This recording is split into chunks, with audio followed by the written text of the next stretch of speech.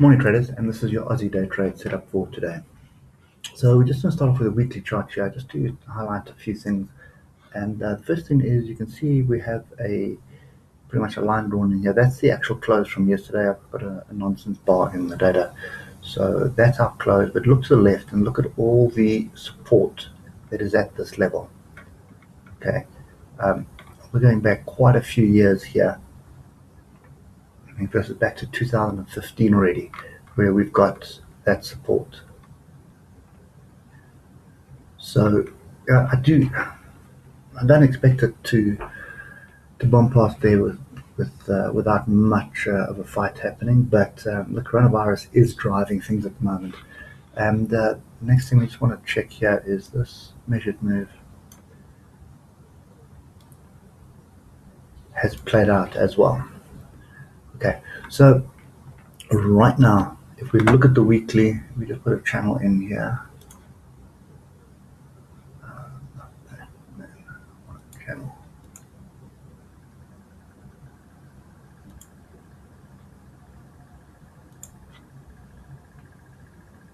Okay, so if we do that, such as that, yeah, we are more than likely breaking through the channel at the moment, but it could also just be bottom of channel right now. So I'd be very cautious, expecting much more of a fall. The daily, let's just get that level back in so we know what we're dealing with here. And you can see there's my nonsense data there. So there we go. Okay, so we pretty much closed on the low of the previous day.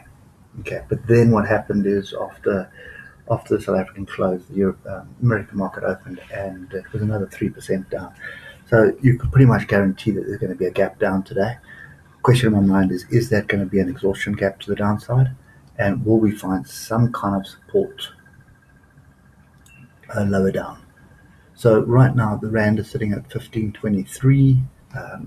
Nasdaq was down 2.7%, S&P was down 3%.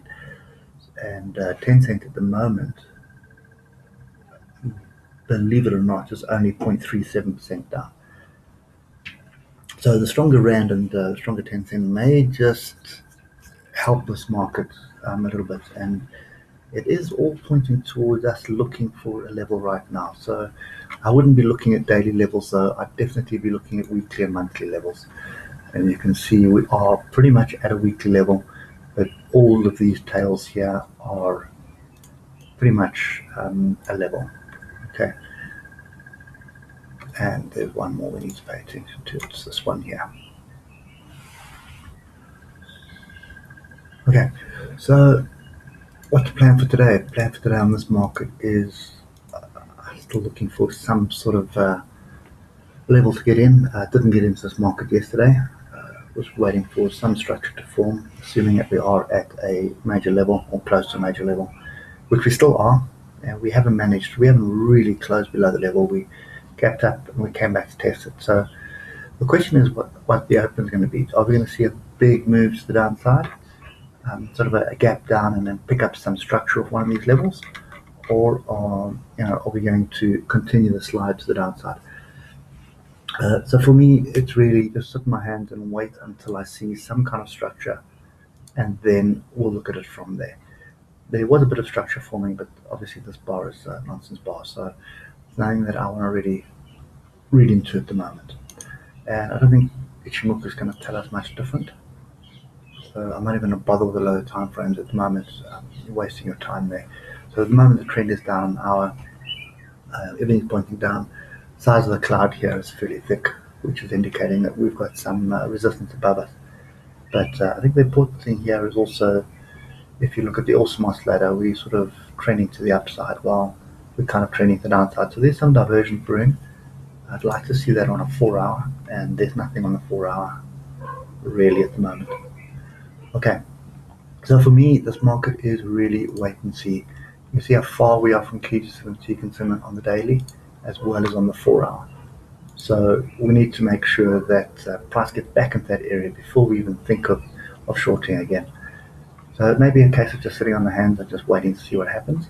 But I do believe there is still that long scalp bit on somewhere in this area. The buyers are going to find some value.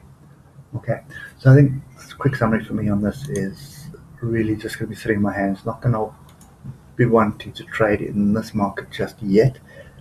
But it is starting to look attractive for me at the moment. And if you look at the stochastics at the moment, they're starting to move to the downside on the daily.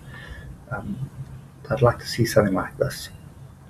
You can see every time you have a stochastic grouping on the downside like this, we have buyers stepping in, and it's normally quite a long and violent move to the upside. But it takes a while to get going, as you can see. Okay, so that's kind of the structure that I see forming right now. Volumes are also stepping up a little bit. Not as much as it was back here, but they are definitely stepping up. So yeah, I think more than likely gap down, and then we have to see if there's some sort of a recovery, or somebody, if the Fed's going to step in on the US markets and start pumping money into the market to push it up. But they're going to do something shortly. It's either going to be a rate cut, or it's going to be pumping money into the market. So I don't see them letting this slide much longer. Previous markets are already down, 8%, some of them 9%. So that's quite substantial in basically 3 days. Okay, so yeah, sit on my hands for now, wait and see what happens. But if we do find some structure lower down, I would be interested in getting some longs in. But as I said, pick up your levels off your monthly. Okay, and you've got so many levels here on the monthly, which is what makes it very difficult at the moment. Okay, so that's why for me it's really a case of just wait and see. I mean, look at all these tails onto this area here of 48,300. 48,300 would be a pretty interesting area to watch. We could see a bit of a move to the downside still, but the other thing that you've got to bear in mind is we have trend line here,